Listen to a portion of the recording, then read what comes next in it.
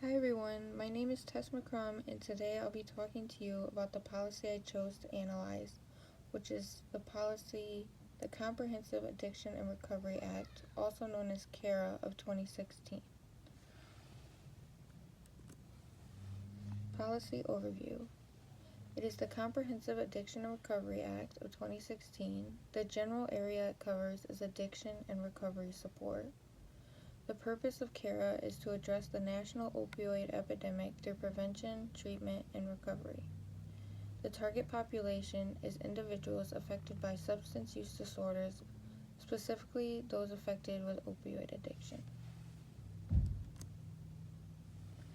Nature of the problem. This problem is defined as a public health crisis.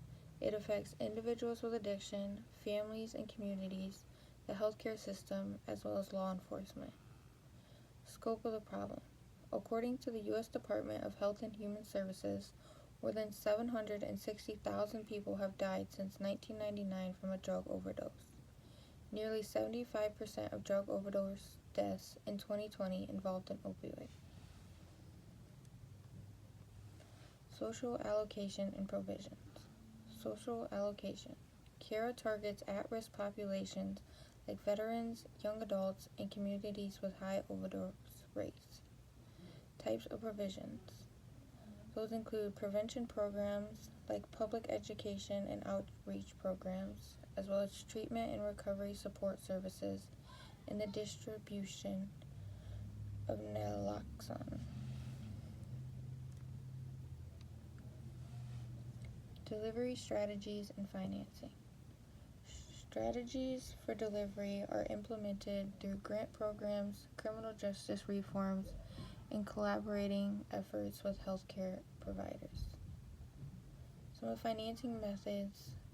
CARA is funded through federal grants and partnerships with states and local agencies.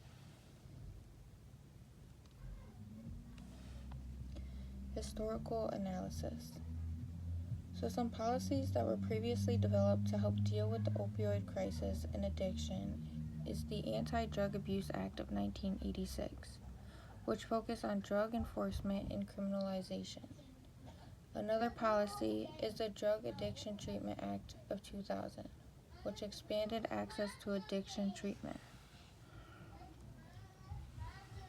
Social analysis, social values, and policy goals. Some social values include public health, community well-being, and social justice.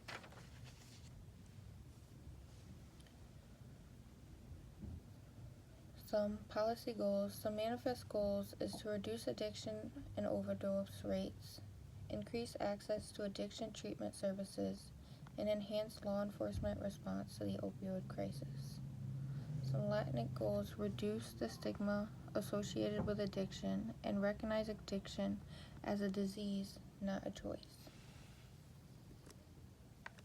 Economic analysis. The opportunity cost is what the government will be giving up when spending money on addiction recovery instead of some other public service. Cost-benefit analysis include potential long-term savings by reducing addiction rates and economic benefits of helping individuals return to work as well as society. Political analysis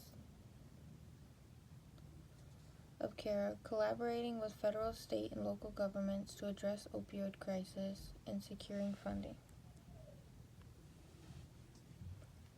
Policy program evaluation, consequences, and cost effectiveness. Some unintended consequences include limited treatment capacity.